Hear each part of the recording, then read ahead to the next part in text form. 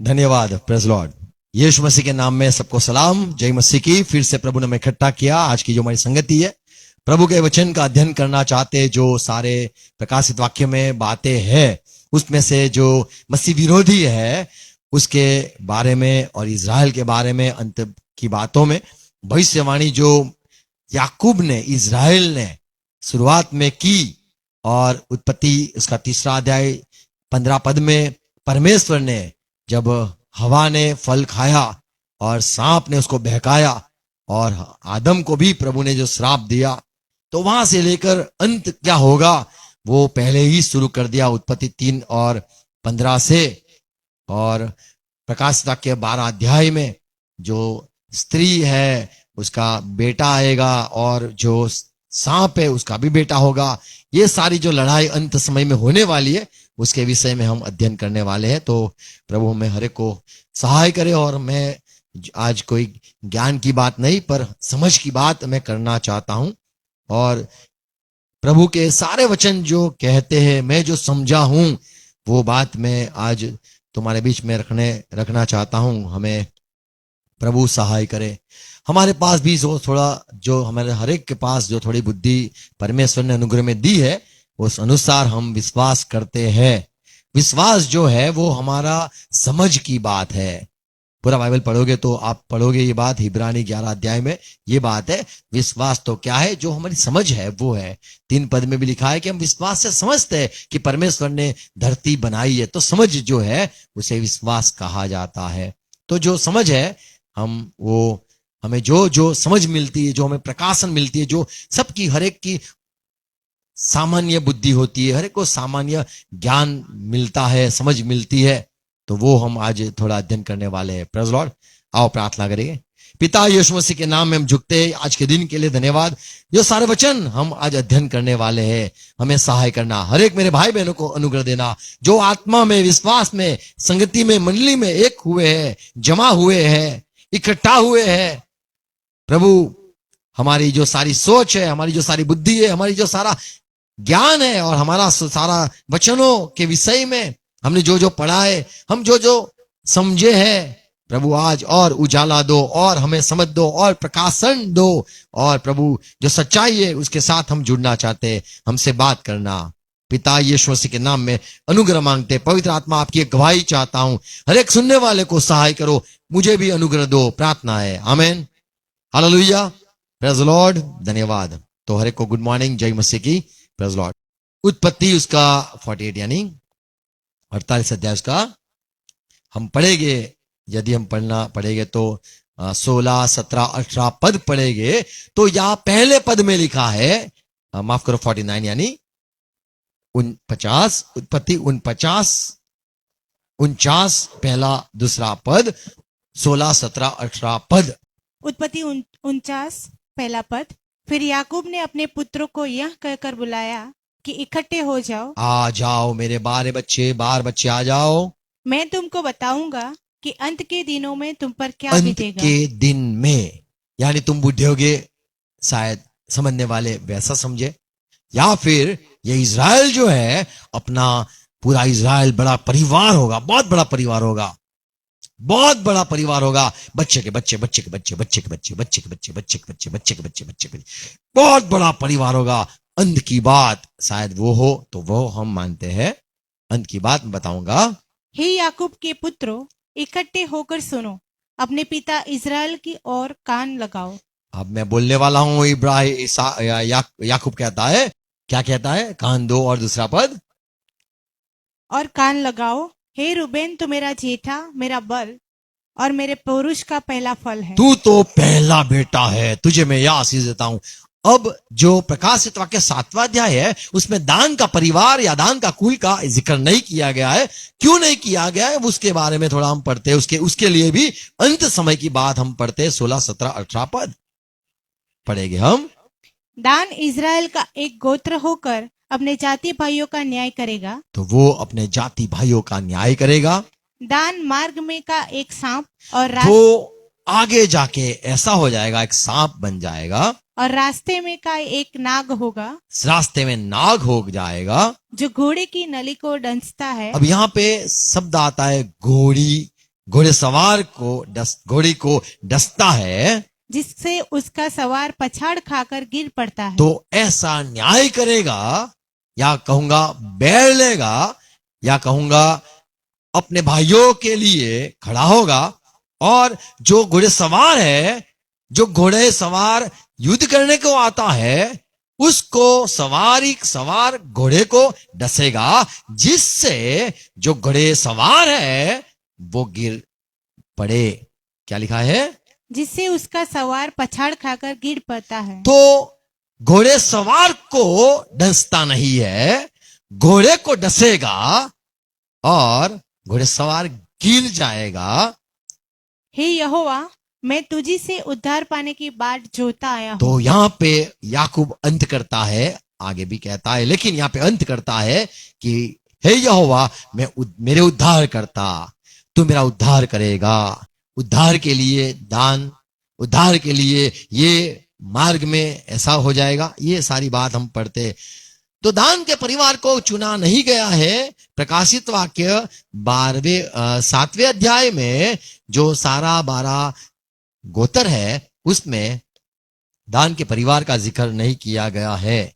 तो क्यों नहीं किया गया और इसके विषय में क्या भविष्यवाणी है? तो यहाँ पे याकूब या इज़राइल कहे, अब्राहम का बेटा इसहाक का बेटा जो याकूब है, उसको ये परमेश्वर ने उसको चुना था। और परमेश्वर, ये इज़राइल का परमेश्वर, ये अपने 12 बच्चों को ये आशीष देता है कि ऐसा ऐसा अंत समय में होने वाला है। तो हम ये इसके बारे में थोड़ा प्रभु के वचन से अध्ययन करना चाहते हैं। हबाकुक उसका 2 अध्याय 22-23 पद पढ़े तो यहाँ पे ये बात हम पढ़ते, घोड़ेसवार को डसने की बात, घोड़ेसवार को गिराने की बात यहाँ पे जिक्र किया गया है।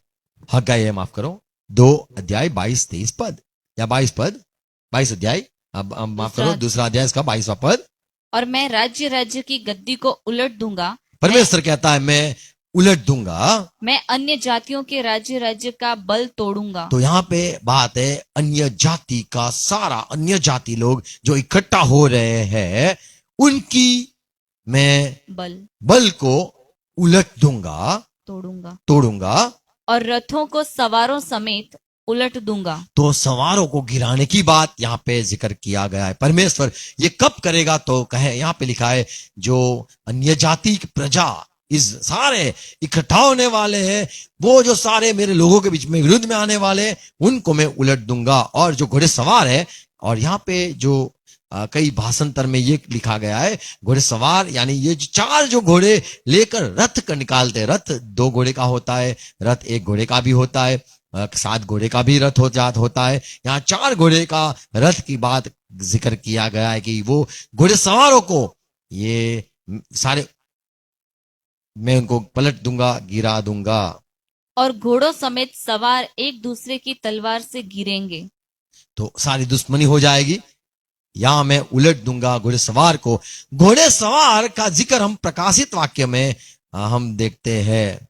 अच्छा, हम जकारिया पुराने नियम में देखे तो वहां पे भी 10वां अध्याय 3 से 5 पद पढ़े।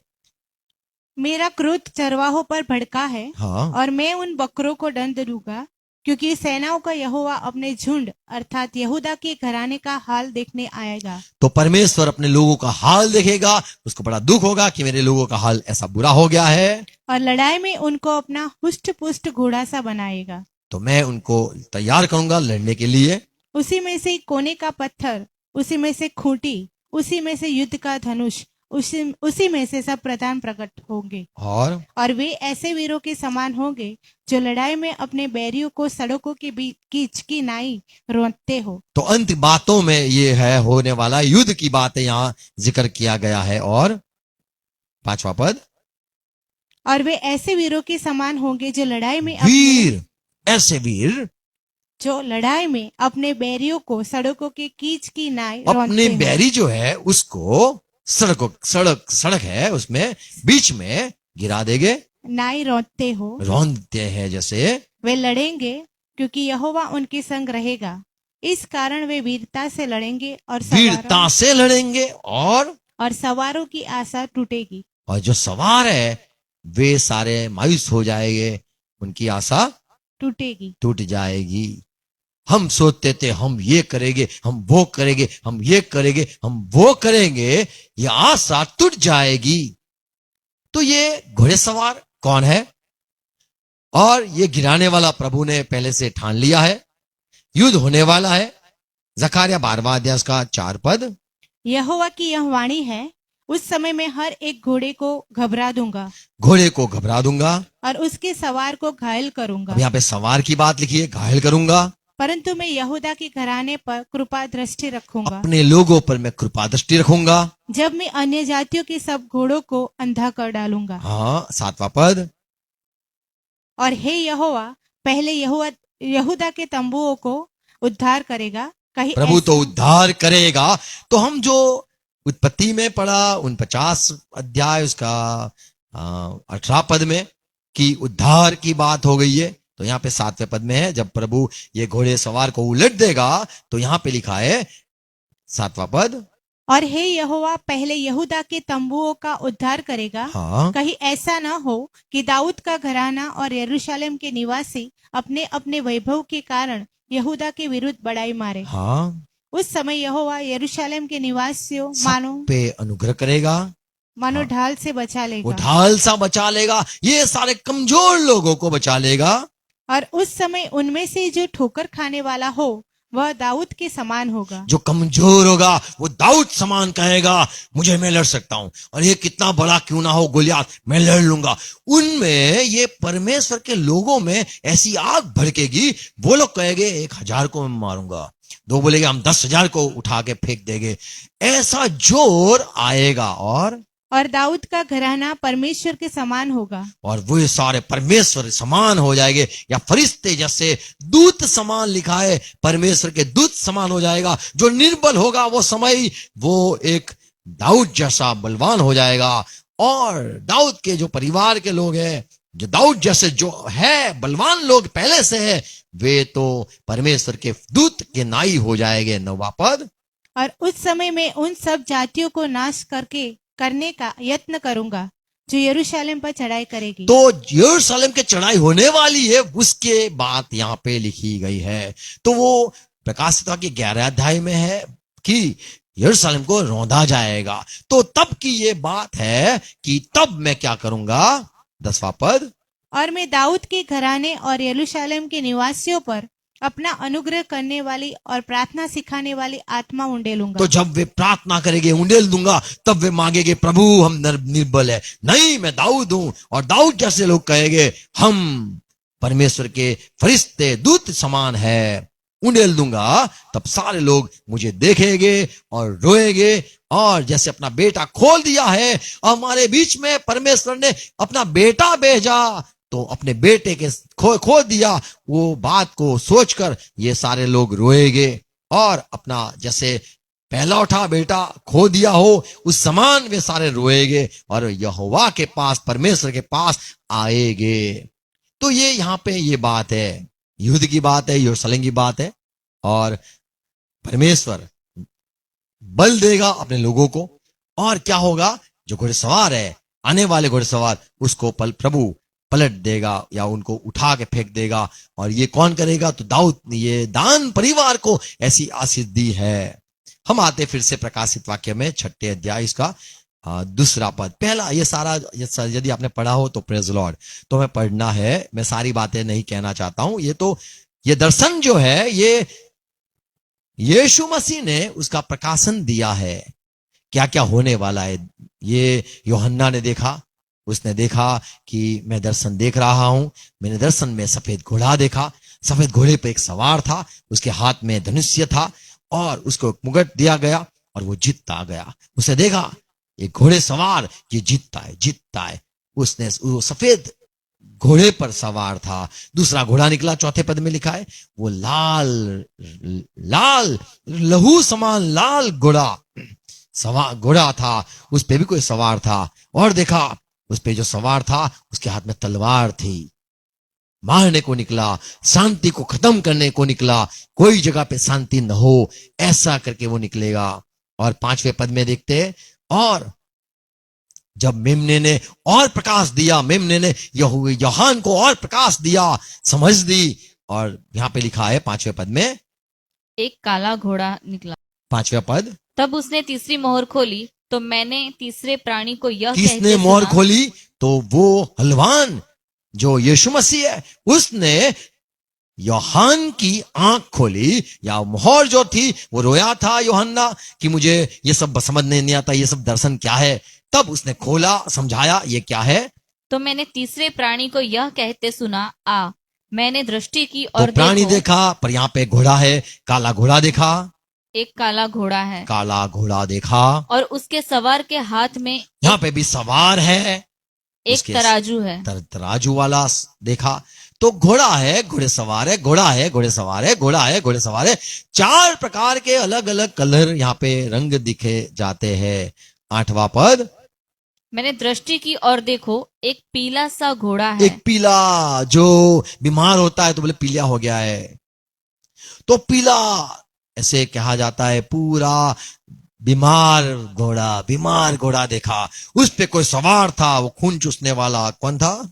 और उसके सवार का नाम मृत्यु है, मृत्यु बैठा था, और अधोलोक उसके पीछे पीछे है। पीछे पीछे अधोलोक चलता था। ऐसा ये यूहन्ना देखता है। और यीशु मसीह जो मेमना यहाँ पे प्रकाशित वाक्य में उसके नाम किया गया है, वो हमारे लिए जो वध हुआ, मर गया, उसके लिए कहा गया ये तो परमेश्वर का मेमना है। उसने यूहन्ना की आंख खोल दी, उसने घोड़ा देखा, घोड़े सवार देखा, घोड़ा देखा, घोड़े सवार देखा। तो ये सारा जो है घोड़ा और घोड़े सवार, तो ये कौन है? तो ये एक जो आने वाला मसीह विरोधी है, उसका जिक्र किया गया है कि वो कैसी तबाही मचाएगा।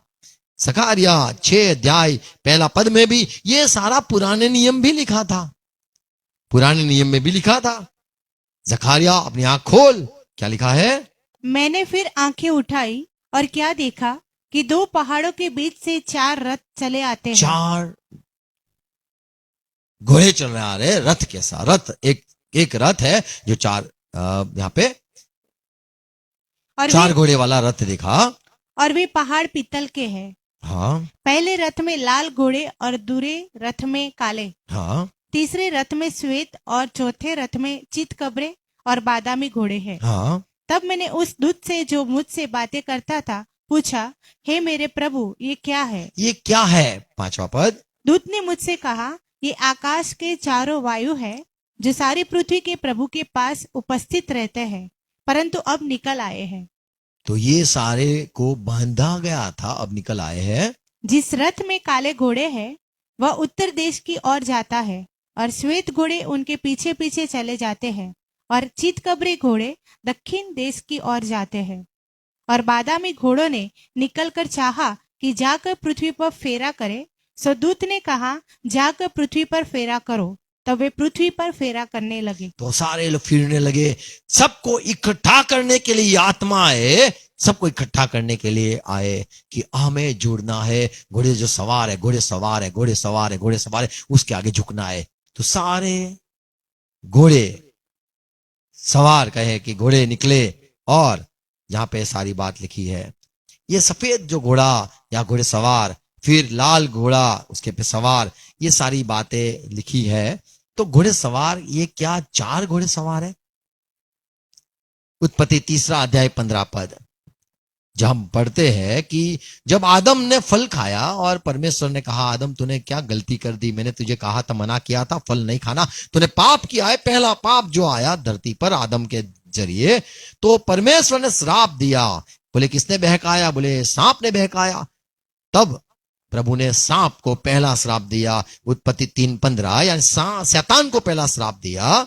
और मैं तेरे और इस स्त्री हे के बीच सांप, या हे शैतान, तेरे और स्त्री के बीच में और तेरे संतान और इसके संतान के बीच में बैर उत्पन्न करूंगा। तो मैं अब ये युद्ध करने के लिए बैर उत्पन्न करूंगा। तुम नफरत करोगे, तुम प्यार नहीं कर पाओगे, तुम इज़राइल को प्यार नहीं कर पाओगे, तुम मसीह लोगों को प्यार नहीं कर पाओगे। ऐसा हो करूंगा जिससे बैर करूंगा, मैं बैर पैदा करूंगा। फिर क्या होगा? वह तेरे सिर को कुचल डालेगा, पर ये जो बच्चा पैदा होगा वो तेरे सिर पर पैर रख देगा, और तू उसकी एड़ी को डसेगा। और तू उसकी एड़ी को डसेगा, घायल करेगा।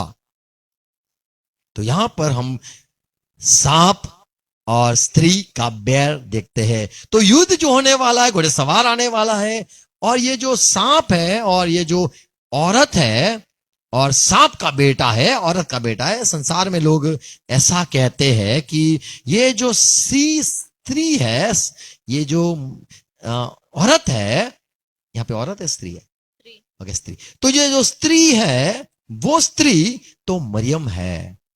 और उसको जब बेटा होने वाला था तब हेरोद ने कहा, हेरोद सांप नहीं है पर हेरोद ने कहा सारे बच्चों को मार दो, और स्त्री चली गई, भाग गई, और जब उसको बच्चा होना ही था भाग गई स्त्री।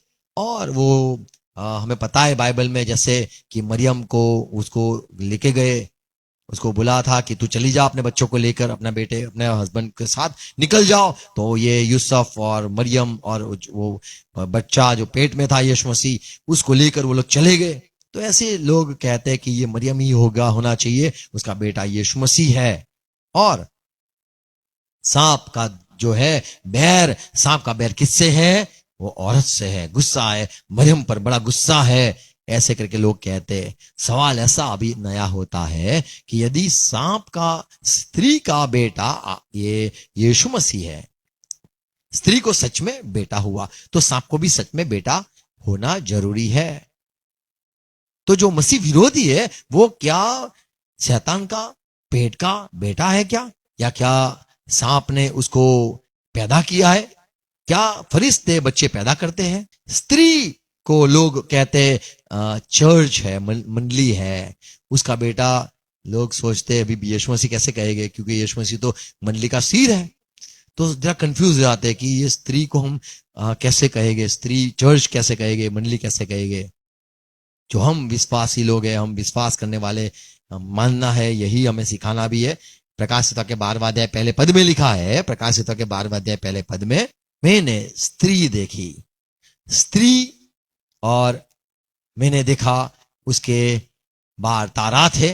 तो इज़राइल को दिखाता है, ये स्त्री इज़राइल है, उसको बच्चा भी होता है। 5 पद में लिखा है, उसकी पूंछ ने आकाश के तारों की तीसरा पद नहीं, चौथा पद, 5वां पद पढ़ेंगे।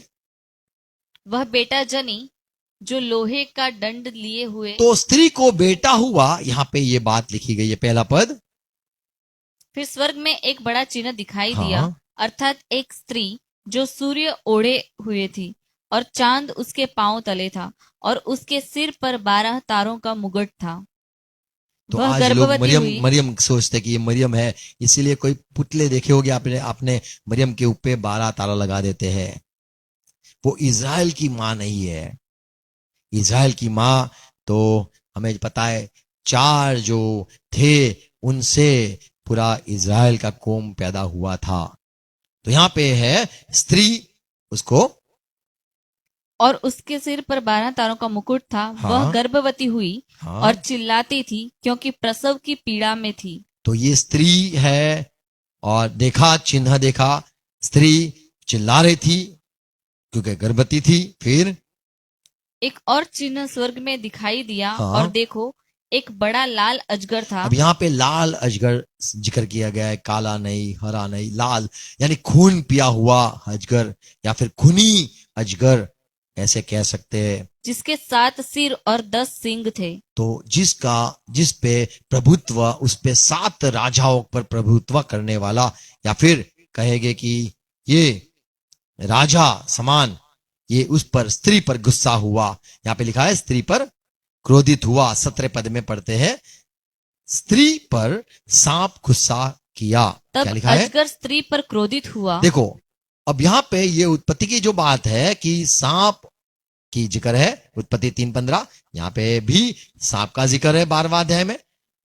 पुराने नियम उत्पत्ति में 3:15 में स्त्री का जिक्र है, यहां पे भी 12 अध्याय 17 पद में प्रकाशित वाक्य में स्त्री का जिक्र है। तो जो पुराने नियम में उत्पत्ति 3:15 में लिखा था अजगर या सांप, और ये प्रकाशित वाक्य 12वें अध्याय में भी 17 पद में हम देखते हैं सांप का जिक्र किया गया है, स्त्री का जिक्र किया गया उत्पत्ति 3:15 में, यहाँ पे भी स्त्री का जिक्र किया गया है। वहां भी बेटा है उत्पत्ति 3:15 में, स्त्री का बेटा। यहाँ पे भी हम देखते हैं उत्पत्ति प्रकाशित वाक्य 12 अध्याय इसका 17 पद में, यहां पे हम देखते हैं ये स्त्री का बेटा। लेकिन ये जो प्रकाशित वाक्य माफ करो उत्पत्ति 3:15 में सांप का भी बेटे का जिक्र किया गया है, लेकिन सांप का बेटा प्रकाशित वाक्य 12 अध्याय में हमें नहीं दिखने मिलता है। हमें सांप दिखता है, सांप के साथ स्त्री का बैर देखते हैं, स्त्री का बैर सांप के साथ, स्त्री भाग जाती है, बच्चा भी पैदा होता है, ये 3 हम देखते हैं। लेकिन ये सांप का जो बेटा है उसका हम जिक्र हम प्रकाशित वाक्य 13 अध्याय में हम देखते हैं। 13 अध्याय में हम देखते कि पढ़ते तब पता चलता है कि सांप ने अपना अधिकार, अजगर ने अपना अधिकार वो पशु को दिया। तो पशु शब्द वहां पे देखते हैं। ये जो पशु है वो एक राजा है, और वो कहां से निकलने वाला है, तो वो हमें ये बात पता है, जो हम मानने वाले, जानने वाले, बाइबल पढ़ने वाले, हमें पता है 2 नबी इज़राइल में आने वाले हैं। प्रकाशित वाक्य उसका 11 अध्याय में, 11 अध्याय में 7वां पद पढ़ोगे तो वहां पे लिखा है, पढ़ेंगे हम, जब वह अपनी गवाही दे चुकेंगे, ये 2 नबी जब अपनी गवाही देंगे, तो वह पशु जो अतः कुंड में से निकलेगा, हाँ, उनसे लड़कर उन्हें जीतेगा और उन्हें मार डालेगा। तो यहाँ पे देखते हैं निकलेगा, अतकुंड से निकलेगा। ये कौन है पशु जो 2 नबियों के सामने होकर दोनों नबी को मार गिराएगा? तो यहां पे हम देखते हैं अब सांप का बेटा भी जो निकला है वो बैर करता है। किसके सामने? 2 नबी आए, इज़राइल के पूरे परिवार, इज़राइल का पूरा देश है, उसके सामने ये खड़ा हो गया है। तो यहां पे हम देखते हैं अतकुंड से निकलने वाला पशु है, या कहे कि मसीह विरोधी है। प्रकाशित वाक्य 13 अध्याय उसमें हम देखते हैं कि ये अजगर ने जैसा अपना बेटा हो अधिकार देता है, अपने बच्चों को अधिकार देता है बाप, ऐसे ये अजगर अपना पूरा अधिकार ये पशु को दे देगा, और सारे लोग ये पशु की आराधना करेंगे, पशु के आगे घुटनों पे आएंगे। और लिखा है सारा संसार, ऐसे बात लिखा है प्रकाशित वाक्य का 13 अध्याय का 2 वचन, सब सारा है, सारा संसार। जो पशु मैंने देखा वह चीते के समान था, और उसके पांव भालू के से थे, और मुंह सिंह का सा था। उस अजगर ने हाँ, अपनी सामर्थ और अपना सिंहासन वो और तो बड़ा बात हमने पढ़ा, वो तो हमने पढ़ा, उसे दे दिया। और वो तो हमने पढ़ा, पूरे सारा संसार लिखा है, 5वां पद है, सारा संसार झुकेगा। क्या लिखा है? लोगों ने अजगर की पूजा की, क्योंकि लोगों ने, यहाँ पे इंग्लिश में है सारे लोगों ने अजगर की पूजा की, क्योंकि उसने पशु को अपना अधिकार दे दिया था। हाँ, और यह कहकर पशु की पूजा की कि इस पशु के समान कौन है, कौन इससे लड़ सकता है। और बड़े बोल बोलने और निंदा करने के लिए उसे एक मुंह दिया गया। तो ये अजगर अपना सामर्थ, अजगर अपना अधिकार, अजगर अपना ज्ञान, अजगर अपना जो मान है वो सारा ये अपना बेटा हो ऐसे इसको देता है। तो ये मसीह विरोधी जो आने वाला है उसका पूरा अधिकार दे देगा। और ये पूरा संसार लिखा है, पूरा संसार है, इंग्लिश में हमारा अच्छा है, तीसरा वचन, अच्छा 3रा वचन पढ़ेंगे। मैंने उसके सिरों में से एक पर ऐसा भारी घाव लगा देखा, हाँ, मानो वह मरने पर है। फिर उसका प्राण घातक घाव अच्छा हो गया। हाँ, और सारी पृथ्वी के लोग उस पशु के पीछे पीछे अचंबा करते हुए चले। सारे लोग, और आगे भी है, सारे लोग उसके आगे झुक गए। अच्छा, तो ये जो आने वाला है घुड़सवार, या फिर कहेंगे ये जो सांप है, उसका बेटे का जिक्र यहां पे हम देखते हैं, जो निकलेगा, और वो भी ये इज़राइल के बच्चों के पे दुश्मनी करेगा।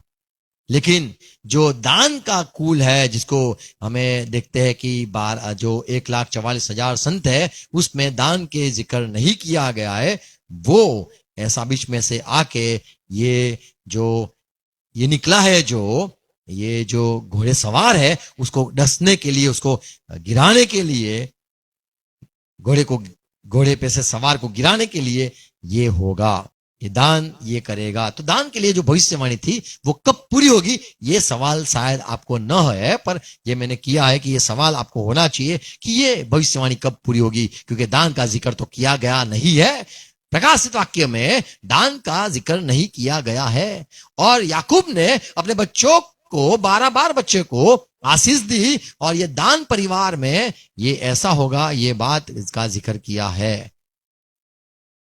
तो दान क्या करेगा, तो वो घुड़सवार को गिरा देगा।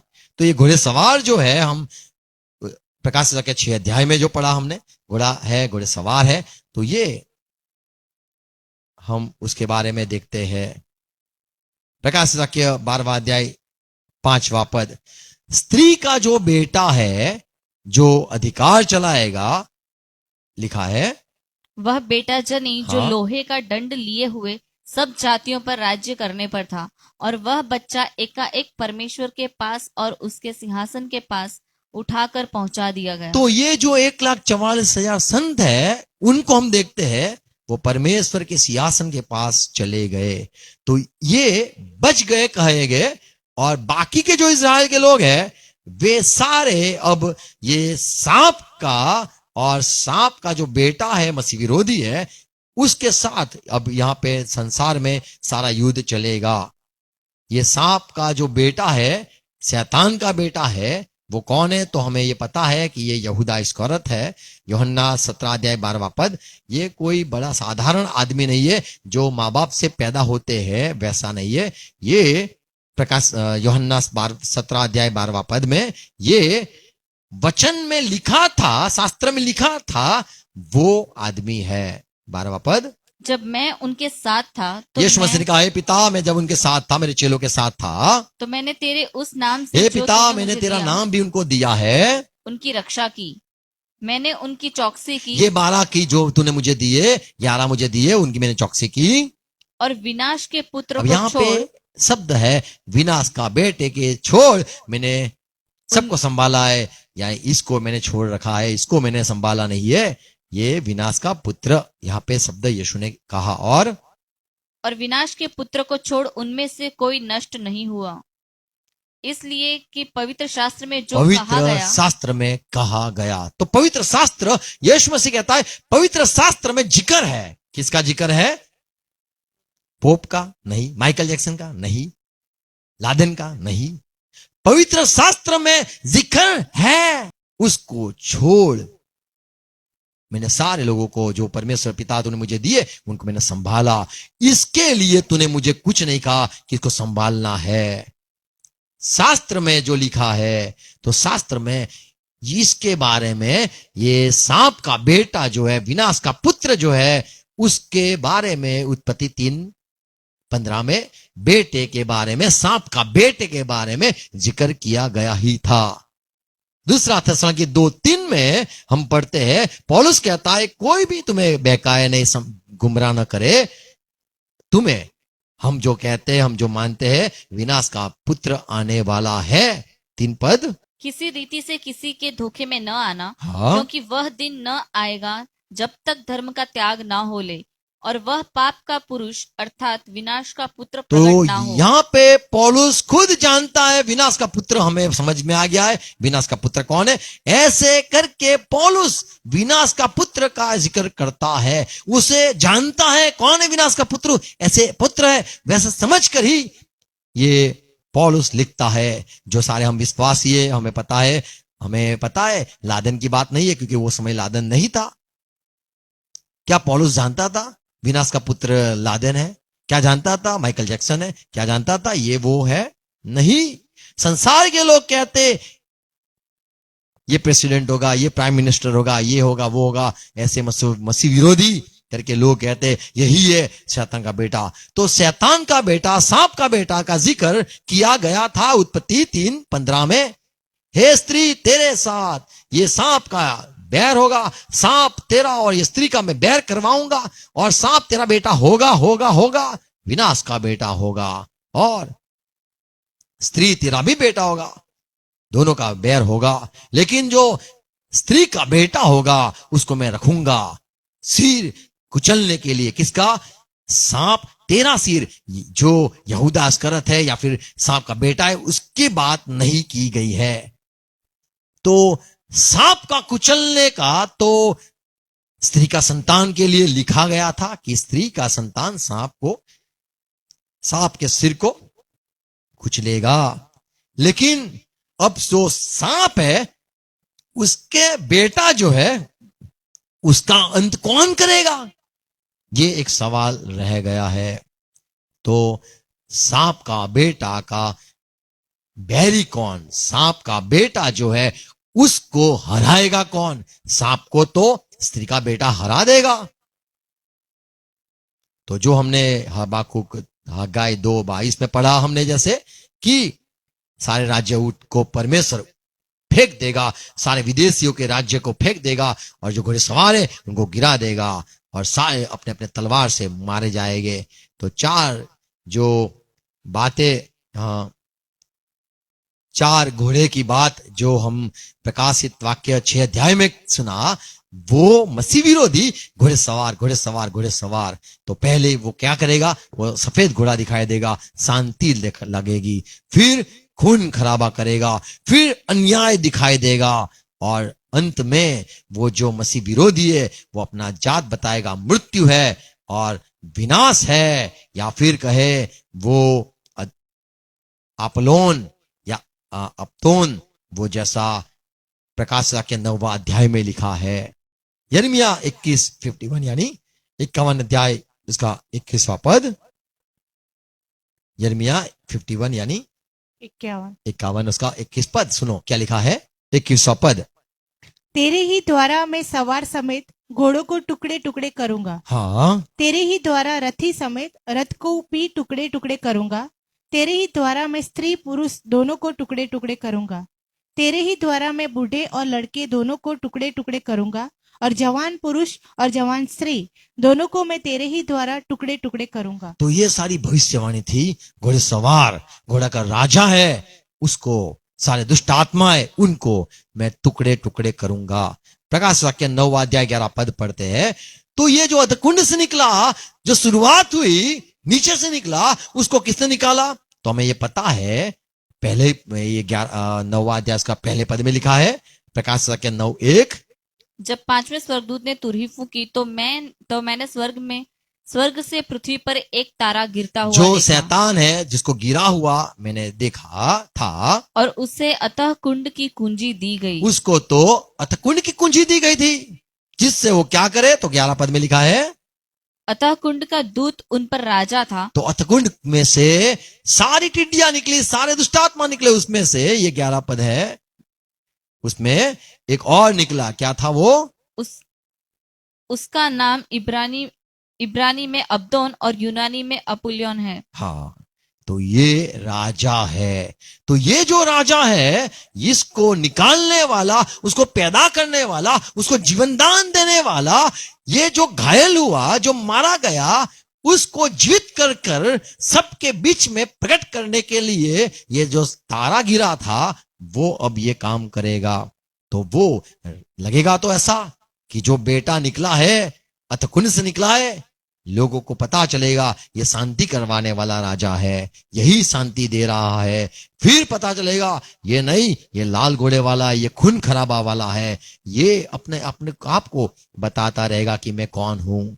तो घोड़ा सवार ये मसीह विरोधी है, और घोड़े सवार जो है वो एक राजा है, पर वो लगेगा शांति की बात, पूरे सबको इकट्ठा करेगा, फिर इकट्ठा कर कर इज़राइल पर चढ़ाई करने के लिए ये सारा प्लान करेगा, योजना करेगा। इज़राइल ये दुश्मन है, और उसका जो इज़राइल का बच्चे हैं वे सारे, वे सांप के बच्चे, सांप का जो बेटा है वो स्त्री के बच्चे के सामने बैर होगा, और सारी लड़ाई होगी। सारा संसार इज़राइल के सामने खड़ा हो जाएगा लड़ने के लिए, लेकिन जो बीच में से आएगा वो उसको गिरा देगा। लगेगा ऐसा कि देख तुझे चुना नहीं है, लगेगा ऐसा दान तुझे तो 1,44,000 में लिया ही नहीं है, लेकिन पवित्र आत्मा का जो काम है वो बड़ा अद्भुत है। निर्बल लोग कहेंगे हम दाऊद समान है, बड़े बड़े चट्टान जैसा आदमी जो गोलियात था, उसके सामने भी बच्चा, छोटा छोटा लड़का जैसा दाऊद डरा नहीं और कहा, मैं तुझे काट कर सारे पशुओं को खाने को दे दूंगा, कुत्ते को तेरा मांस दे दूंगा, ऐसे करके दाऊद बोलता था। तो सारे में दाऊद का सामर्थ वाला आत्मा आ जाएगा और जो सारे दाऊद समान बलवान सैनिक है इज़राइल के, वे सारे परमेश्वर के फरिश्ते समान आज्ञा मानकर काम करेंगे, परमेश्वर की बात मानकर काम करेंगे। ऐसा युद्ध होने वाला है, आसमान का युद्ध दूतों के बीच में जो होने हुआ, हमें पता है 12वां अध्याय में होने वाला है। प्रकाशित वाक्य उसका 12वां अध्याय में ये जिक्र किया गया है। सांप और जो अजगर है उसका और मिखाइल के साथ लड़ाई हुई, उनके फरिश्तों के साथ लड़ाई हुई, तो वो आसमानी लड़ाई है। लेकिन धरती पर जो लड़ाई होने वाली है वो इज़राइल और सारा, जैसे प्रकाशित वाक्य 11 अध्याय आप पढ़ोगे, 11 अध्याय पढ़ेंगे, प्रकाशित वाक्य 11 अध्याय इसका पहला दूसरा पद पढ़ेंगे। फिर मुझे नापने के लिए एक सरकंडा दिया गया, हाँ। और किसी ने कहा, उठ परमेश्वर के मंदिर और वेदी और उसमें उपासना करने वालों को नाप ले। हाँ। पर मंदिर के बाहर का आंगन छोड़ दे, उसे मत नाप,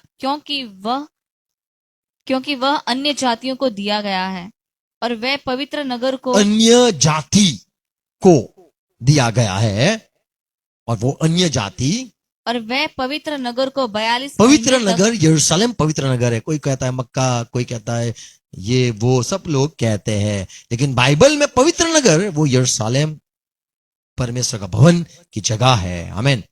तो यहूदी लोग को परमेश्वर ने ये अनुग्रह देंगे, और ये सारे जो विदेशी है, बाइबल के लोग नहीं है, अन्य जाति लोग हैं, वे सारे यरूशलेम को चढ़ाई करेंगे और उसको रौंद देंगे। तो जो बच्चा है, शैतान जो का बच्चा जो होगा, वो यरूशलेम को बर्बाद करने का सोचेगा, इज़राइल को बर्बाद करने का सोचेगा, और सब जगह पे जाके अन्य जाति को सारे को इकट्ठा करेंगे और इज़राइल के सामने खड़े हो जाएंगे। लेकिन परमेश्वर अनुग्रह देगा, ये लोग बलवान हो जाएंगे। Praise Lord. प्रकाशित वाक्य में जैसे हमने पढ़ा कि जो अथकुंड से निकलने वाला है राजा, घोड़े सवार, वो घोड़ा है वहां पे, आपने पढ़ा क्या? 9वां अध्याय का 11 पद, प्रकाशित वाक्य 9:11। ओके। अथः कुंड का दूत उन पर राजा था। उसका नाम इब्रानी में अब्दन और यूनानी में अपुलोन है। तो ये जो घोड़ा नहीं है, घोड़े सवार की बात नहीं है, लेकिन वो राजा है, और वो राजा अपने पास अपने घोड़े है। यशाया 10वां अध्याय पहला पद, दूसरा पद, 7वां पद पढ़ोगे तो वहां पे लिखा है अफसोस है, हाय हाय है। क्या लिखा है? हाय उन पर जो दुष्टता से न्याय करते। ये सारे जो अभी आ गए हैं, एक समय आएगा वो पर ये भविष्यवाणी भी पूरी होगी। और उन पर जो उत्पात करने की आज्ञा लिख देते हैं कि वे कंगालों का न्याय बिगाड़े और मेरी प्रजा के दिन लोगों मेरी प्रजा के दिन लोगों का, मेरी प्रजा के जो गरीब लोग, दीन लोग हैं, हक मारे, उन पर हक लगाएंगे लोग, कि वे विधवाओं को लूटे और अनाथों का माल अपना ले। तो जो शैतान है और शैतान का जो बच्चा है, ये सारे इज़राइल के जो कमजोर बच्चे हैं, उन पर ये सारे अपना हुकूमत दिखाते, ताकत दिखाते हैं। 7वां पद, परंतु उसकी ऐसी मनसा न होगी, न उसके मन में ऐसा विचार है। वो सोचेगा ही नहीं दया करना, छोड़ देना, माफ करना, ये सोच होगी ही नहीं। क्योंकि उसके मन में यही है। क्या है उसके मन में? कि मैं बहुत सी जातियों का नाश और अंत कर डालूं। मैं सबको बर्बाद कर दूं। पहले तो इज़राइल को बर्बाद कर दूं, फिर जो यहाँ पे है उनको भी बर्बाद कर दूं, पूरे इंसानों को बर्बाद कर दूं। और क्योंकि वह कहता है, क्या मेरे सब हाकिम राजा के तुल्य नहीं है? तो मेरे पास जो अधिकार है सारे हम ये मैं करूंगा और वो सारे करेंगे। तो प्रकाशित वाक्य 9:11 में जो राजा निकलने वाला है, वो जो सांप है उसका बेटा है। प्रकाशित वाक्य 19वां अध्याय 19वां पद, फिर मैंने उस पशु और पृथ्वी पशु के राजा जो जिस अधकुंड से निकला, पशु जिसने दो नबी को मार के शुरू किया, इज़राइल का दुश्मन, इज़राइल के सामने लड़ना, इज़राइल के बच्चे के सामने लड़ना। और ये भी पशु, ये सांप का बेटा है, तो सांप का बेटा और स्त्री का बेटा, इसमें लड़ाई चलती है। ये पशु को देखा। फिर मैंने उस पशु और पृथ्वी के राजाओं और उनकी सेनाओं को जो उस घोड़े के सवार और उसकी सेना से लड़ने के लिए इकट्ठे देखा। तो अभी यहाँ पे है, देखते घोड़े सवार घोड़े लेके निकले हैं और लड़ने के लिए निकले हैं। तो सबको इकट्ठा करने, यहाँ पे लिखा है अन्य जाति को इकट्ठा करके कि मैं अकेला नहीं, मुझे बहुत सारे लोग चाहिए, पूरा बर्बाद करना है। इसीलिए तो जो बैर कराऊंगा, प्रभु ने कहा, तो ये सचमुच बैर हो जाएगा। जो परमेश्वर के बच्चे हैं, यानी स्त्री के बच्चे हैं, वो भी बराबर का बैर रखेंगे। वो छोड़ेंगे नहीं, दया तो बिल्कुल नहीं रखेंगे। वो भी दया नहीं रखेंगे, ये लोग भी बैर रखेंगे, दया नहीं रखेंगे, क्योंकि वो ऐसा ही होगा। लड़ने के लिए बैर जरूरी है। 19वां पद फिर से पढ़ेंगे। फिर मैंने 19वां अध्याय 19वां पद। फिर मैंने उस पशु और पृथ्वी के राजाओं और उनकी सेनाओं को उस घोड़े के सवार और उसकी सेना से लड़ने के लिए इकट्ठे देखा। हाँ, तो यहाँ पे प्रभु के लोग और सामने है ये सारे मसीह विरोधी। यहाँ पे हम देखते हैं मसीह विरोधी जो पशु है, अब तक है, वो जो आने वाला है उसके बाद की लिखी गई है, वो जो आएगा तब ये सारा युद्ध होगा। तो ये जो इज़राइल के बच्चे अब तक जो मसीह में नहीं आए हैं, उनका इंतजार हो रहा है। प्रकाश रोमन की पत्री 11 अध्याय 21-22 पद पढ़ो तो पौलुस कहता है, मैं नहीं चाहता हूं तुम अनजान रहो, हम जो यहूदी लोग हैं, हम जो इज़राइली लोग हैं, हमारे में अब बंद हो गया है। इज़राइल में कोई भी मसीह में नहीं आता है। अब मैं आखिर में पैदा हुआ, आखिर में मैं भी आ गया तो आ गया, ऐसा मैं आपको कहता हूं। अंत में मैं भी पैदा हो गया, मसीह में आ गया। लेकिन अब इज़राइल का जो लोग है घराने हैं, वो बड़े कठिन है, वो नहीं आना चाहते। क्यों नहीं आते हैं? क्योंकि परमेश्वर चाहता है कि अन्य जाति में जितना भी परमेश्वर बचाना चाहता है वो सारे बच जाए। जिसको भी बचना है आ जाओ आ जाओ आ जाओ। इसीलिए अन्य जाति में से लोग परिवर्तन होता है, मसीह में आते, कलीसिया में जुड़ते हैं। लेकिन एक समय आएगा जब जो अन्य जाति में से मसीह में आते, चर्च में आते, मंडली में आते, उनका समय बंद हो जाएगा। फिर कोई भी अन्य जाति में से कोई भी मसीह में नहीं आएगा, मंडली में उसको समावेश शामिल नहीं किया जाएगा। क्योंकि परमेश्वर अपना अनुग्रह, परमेश्वर अपना आत्मा इज़राइल पर, यरूशलेम के लोगों पर उंडेल देगा। प्रकाश रोमन की पत्री 11 अध्याय 21-22 पद। क्योंकि जब परमेश्वर ने स्वाभाविक डालियां न छोड़ी, अपने लोगों को छोड़ दिया। क्यों? उन्होंने नहीं विश्वास किया तो छोड़ दिया। तो तुझे भी न छोड़ेगा। तो तू जो अन्य जाति से आया है, तुझे भी तो प्रभु छोड़ेगा नहीं, तुझे भी दंड देगा। इसलिए परमेश्वर की कृपा और कड़ाई को देख। तू परमेश्वर की कृपा तुझ पर हुई वो देख, और उनको छोड़ दिया। उनको जो होना है करे हुए इज़राइल को। तो ऐसे करके तू देख कितनी उसकी, वो अपने आप को देख कैसा धर्मी है। परमेश्वर दया करता है तो दया उन पर भी की थी, पर उन्होंने लात मार दी, रोटी नहीं खानी है, इसलिए भी रोटी अन्य जाति को दी जाती है। अभी अन्य जाति, तुम भी अगर रोटी को लात मारोगे तो वही प्रभु है जिसने यहूदियों इज़राइल के सामने जैसे खड़ा हो गया दंड देने के लिए, ऐसे तुम्हें भी छोड़ेगा नहीं। और जो गिर गए उन पर कड़ाई, परंतु तुझ पर कृपा, यदि तू उसमें बना रहे, नहीं तो तू भी काट डाला जाएगा। वो लोग, इज़राइल के लोग कठिन हो गए, हमें नहीं मानना है यीशु को, तो देखो परमेश्वर ने उनको छोड़ दिया। ऐसे तू भी यदि नम्रता में, परमेश्वर के अनुग्रह में, प्यार में न रहेगा तो तुझे भी काट दिया जाएगा। 24वां पद। क्योंकि यदि तू उस जलपाई से जो स्वभाव से जंगली है, तू जंगली था, जंगली में से तुझे काटा गया, काट के और स्वभाव के विरुद्ध अच्छी जलपाई में साटा गया। तू अच्छी जलपाई में साटा गया है। तो ये जो स्वाभाविक डालियां है, तो ये जो डालियां को काट दी वो तो अपनी ही थी, परमेश्वर की खुद की अच्छी डालियां, और परमेश्वर की डालियां थी, परमेश्वर के लोग थे, खुद के लोग थे। यदि उन्हें क्या प्रभु जोड़ नहीं सकता है? तुझे पराया से, अन्य जाति से तुझे यदि चुन लिया है, तो प्रभु के अपने जो लोग हैं, क्या उसको मना नहीं सकता है क्या? 25वां पद। हे भाइयों, कहीं ऐसा न हो कि तुम अपने आप को बुद्धिमान समझ लो। ऐसा मत समझना कि परदेसी विदेशी में से, अन्य जाति में से आते हो तुम तो हमारा अंत हो गया। नहीं, परमेश्वर ने अपने लोगों के लिए और पहले से सोच के रखा है कि मैं अपने लोगों को क्या करूंगा। अपने लोग, मेरे लोग तो मेरे लोग हैं, आज नहीं मानते कल मानेंगे, आज नहीं मानते कल मानेंगे। ऐसे कर कर परमेश्वर इंतजार करता है कि मेरे लोग आएंगे, मेरे लोग आएंगे।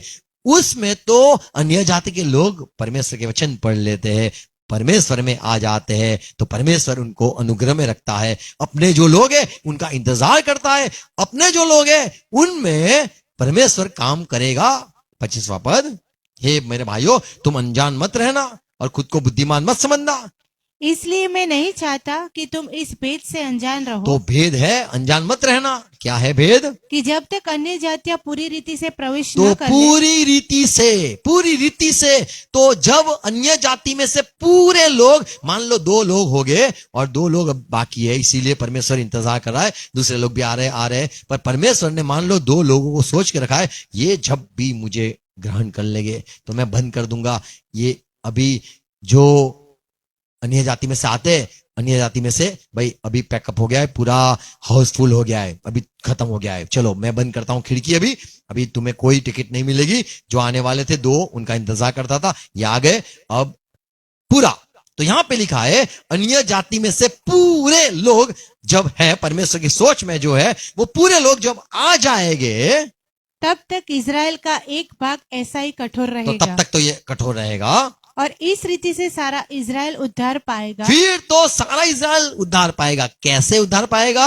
जैसा लिखा है, क्या लिखा है? कि छुड़ाने वाला सियोन से आएगा। छुड़ाने वाले 2 जो है नबी, वो आएंगे, सियोन से आएंगे, और अभक्ति को याकूब से दूर करेगा। तो याकूब ने जो गलती की है उसमें से वो लोग छूट जाएंगे और परमेश्वर को विनती करेंगे और वे प्रभु में, मसीह में आ जाएंगे। और वो मंडली के अंत भाग कहा जाता है, वही स्त्री का अंतिम जो बेटा कहे, या फिर जो पहले से चुना हुआ था 1,44,000 संत, वे पैदा हो गए। ये 2 परमेश्वर के जो सेवक है उनके जरिए ये पूरा इजराइल, यानी परमेश्वर ने जिनको चुन के रखा है, वे सारा 1,44,000 संत, वे सारे पैदा हो जाएंगे। यशायाह की किताब उसका 66वां अध्याय, 66 अध्याय 8वां पद।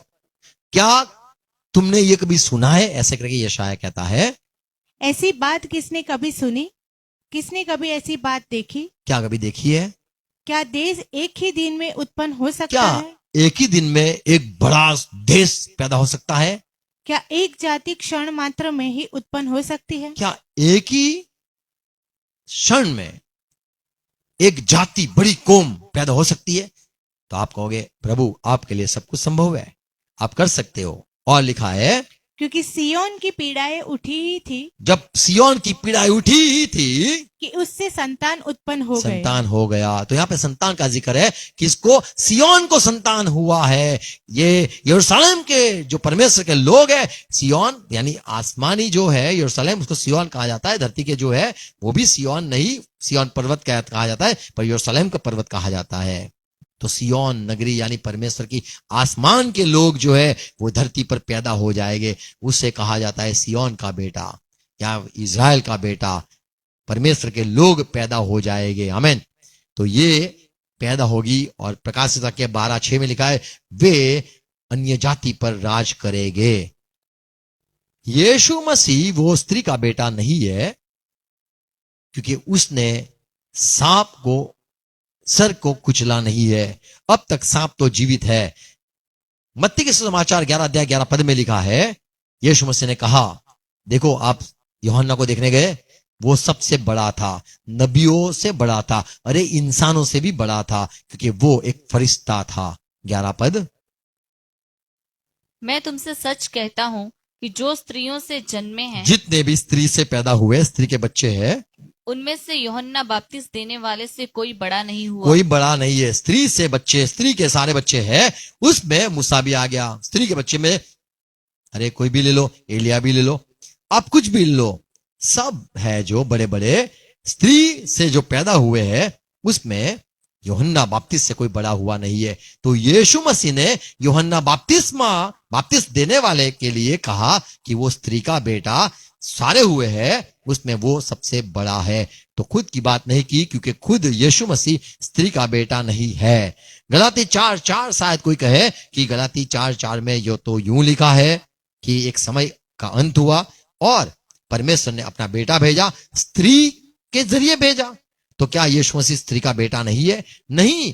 आप चौथे पद में ही पढ़ते हो कि परमेश्वर ने अपना बेटा भेजा, तो परमेश्वर कोई स्त्री नहीं है। चौथा पद, परंतु जब समय पूरा हुआ तो परमेश्वर ने अपने पुत्र को भेजा। परमेश्वर ने अपने पुत्र को भेजा, स्त्री का बेटे को नहीं भेजा, अपने बेटे को भेजा जो स्त्री से जन्मा जो और स्त्री से व्यवस्था जन्मा। के तो यीशु मसीह स्त्री से पैदा हुआ बच्चा, जो हम उत्पत्ति 3 में पढ़ते हैं, 3:15 में पढ़ते हैं, वो बेटा नहीं है, स्त्री का बेटा नहीं है। ये तो परमेश्वर का बेटा है, जिसके विषय में पुराने नियम में, नए नियम में काफी बार ये जिक्र किया गया था। हे यीशु मसीह, आप मेरे दाहिने ओर बैठो।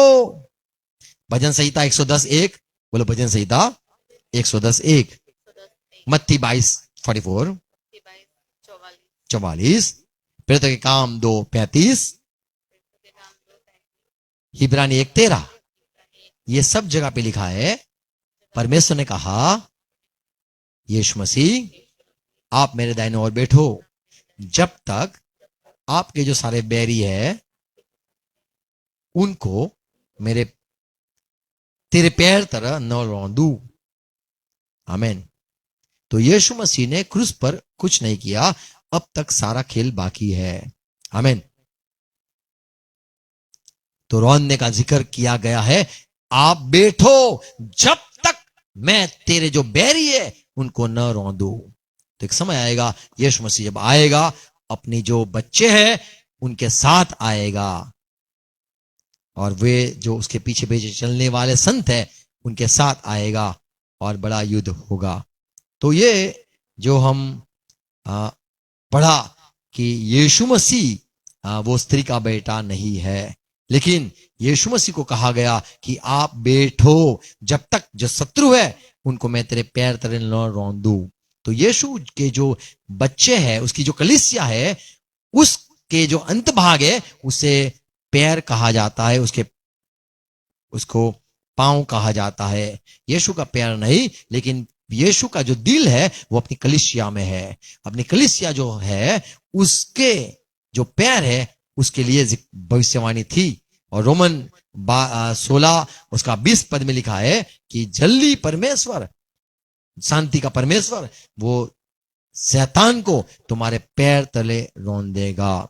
तो पैर तले रौंदेगा ऐसी भविष्यवाणी बाकी है। रोमन 16 उसका 20वां पद। शांति का परमेश्वर शैतान को तुम्हारे पांव से शीघ्र कुचलवा देगा। तो कुचलवा देगा। तो ये अंत बाकी है, और वो मंडली का अंत भाग है, यानी स्त्री का जो बेटा है, अंत बेटा है। अंतिम लोग आने वाले इज़राइल के लोग, वे सांप के साथ लड़ेंगे और उसे गिरा देंगे।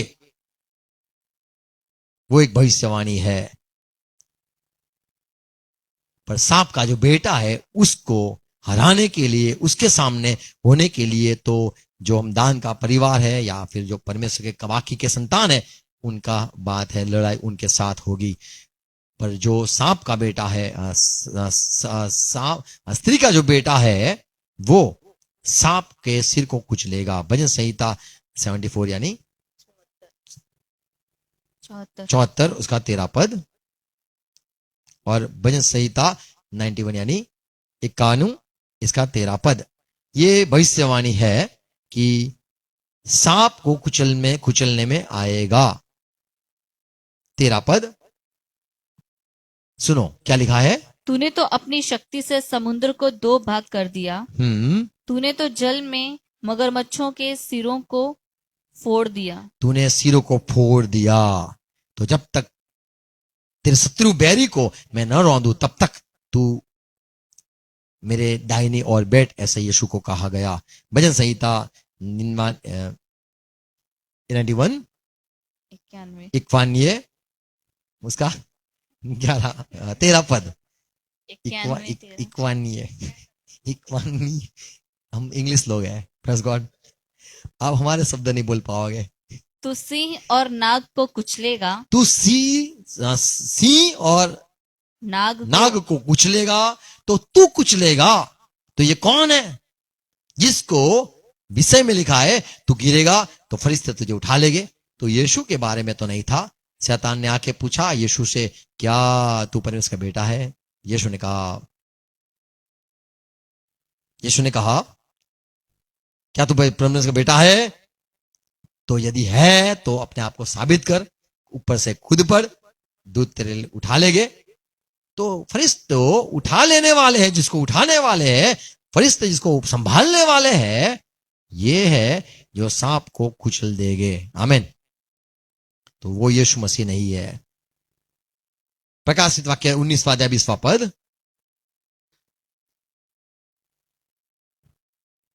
वह पशु और उसके साथ वह झूठा भविष्यवक्ता पकड़ा गया। ये इनको पकड़ा गया, पकड़े और जिसने उसके सामने ऐसे चिन्ह दिखाए ये बड़े बड़े चमत्कार करते थे, जिनके द्वारा उसने उनको भरमाया, और लोग भरमाकर लोग ने मान लिया था और अपने आप को खुद को दे दिया था और छाप भी ले ली थी, ग्रहण भी कर लिया था। तो पर ये जो है पशु है वो पकड़ा गया। ये दोनों जीते जी उस आग की झील में जो गंधक से जलती है डाले गए। तो सांप का जो बेटा है उसका अंत हो जाएगा। अब रहा अंतिम शत्रु रहा। हम कहते हैं सांप, जो सबसे बाप कहा जाता है, झूठों का बाप कहा जाता है, वो अंत समय में होगा। प्रकाशित वाक्य उसका 20वां अध्याय 10वां पद। उसका भरमाने वाला शैतान आग और सबको भरमाने वाला, पूरे संसार को भरमाने वाला ये शैतान है, अजगर है, उसे आग और गंधक की उस झील में, जिसमें वह पशु और झूठा भविष्यवक्ता भी होगा, डाल दिया जाएगा। और रात दिन वे वहां पे, और वे रात दिन युगानुयुग पीड़ा में तड़पते रहेंगे। तो सांप है, सांप का बेटा है, इन लोगों को पूरा अंत हो जाएगा और स्त्री रहेगी, उसका बेटा भी रहेगा। आमीन। तो जो स्त्री का बेटा है वो सांप के साथ युद्ध करेगा, और जो सांप का बेटा है उसको हराने के लिए परमेश्वर ने सारी योजना की है। तो जो बेटा भी है और बाप भी है, सांप एक बाप है, उसका बेटा भी है, तो दोनों को हराने के लिए परमेश्वर ने व्यवस्था की रखी है। आमीन। तो यही मुझे कहना था कि जो आने वाला मसीह विरोधी सांप का बेटा बच्चा है, जो कहेंगे कि विनाश का पुत्र है, उसका अंत कौन करेगा? क्योंकि सांप का जो स्त्री का जो बेटा है वो तो सांप के स्त्री का जो बेटा है वो तो सांप को कुचलने वाला है। तो सांप के बेटे को कौन कुचलेगा, कौन हराएगा? तो घोड़े सवार को गिराने वाला, परमेश्वर भेजने वाला दानकूड़ है। आमीन। तो ये थोड़ी समझ है, पर हमें और अनुग्रह प्रभु का जरूरी है। ये बात जो सच है उसको समझने के लिए प्रेज़ गॉड, प्रभु रे को सहाय करे, समझने के लिए अनुग्रह दे। आओ प्रार्थना करें। प्रभु हमें और अनुग्रह दे। जो सच्चाई है उसके साथ हमें जुड़ना है। जो सारी गहरी बातें हैं, हम इसका अध्ययन इसीलिए करते हैं क्योंकि हमें जानना है, प्रभु के वचन का हमें अध्ययन करना है, और सच जो है वो प्रभु के वचनों में है। धन्यवाद पवित्र आत्मा, ये सारी बातों के लिए। इसको हमें जोड़ना है। ये सारी बातों को हमें, जो आपके वचन में की गई है, कही गई है, भविष्यवाणी थी कि हे सांप, तेरे और स्त्री के बीच में मैं बैर कराऊंगा, और तेरे संतान, उसके संतान, जो स्त्री के संतान, उसमें भी बैर होगा। पर जब स्त्री का संतान होगा वो तेरा सिर को कुचल देगा। पर प्रभु, जैसे आपके वचन हम पढ़ते कि दान के कुल के परिवार के लिए, जैसे याकूब ने कहा, अंतिम दिनों में ऐसा होगा, उद्धार भी होगा, न्याय भी होगा, और न्याय दान का कुल करेगा। ये सारी जो बातें प्रभु आप और गहराई में हमें ले जाओ, और जो सच है वो हम अच्छी तरह से समझ पाए। ये बातें जो सुनाई है बोई जाए, और उजाला और प्रकाश मिले। धन्यवाद प्रभु। सारे गलत शिक्षा है खत्म हो जाए, और जो गलत शिक्षा देने वाले वो भी खत्म हो जाए, जो सच है वो फैलता रहे, और प्रभु आपके राज्य में हर एक जुड़ते रहे। सारा जो भ्रम, सारा जो गलत बातें, जो सारी गलत शिक्षा है प्रभु, उसको बंद करने के लिए हमें और अनुग्रह दो, और उजाला दो, और समझ दो। पवित्र आत्मा मंडली में रहने वाले जो नए लोग जुड़े, जो ऑनलाइन है, सबको समझ देना। पवित्र आत्मा सहाय करना। यीशु मसीह के नाम में विनती करता हूं, आमीन। आओ प्रभु से कई प्रार्थना साथ में मिलकर करेंगे। कास्ट माना हमारा बाप, तुम्हारा नाम पवित्र बनाओ, तुम्हारा राज्य आए, कास्ट माते पृथ्वी पर, तुम्हारी इच्छा पूरी थाओ। यीशु आज ना पो जमन माफ करो, तमन माफ करो, प्रश्न लाओ, प्रसन्न छुट करो, कि राज्य तथा पराक्रम तथा महिमा सदा समाज। आमीन, आमीन। Praise Lord, God bless you, thank you.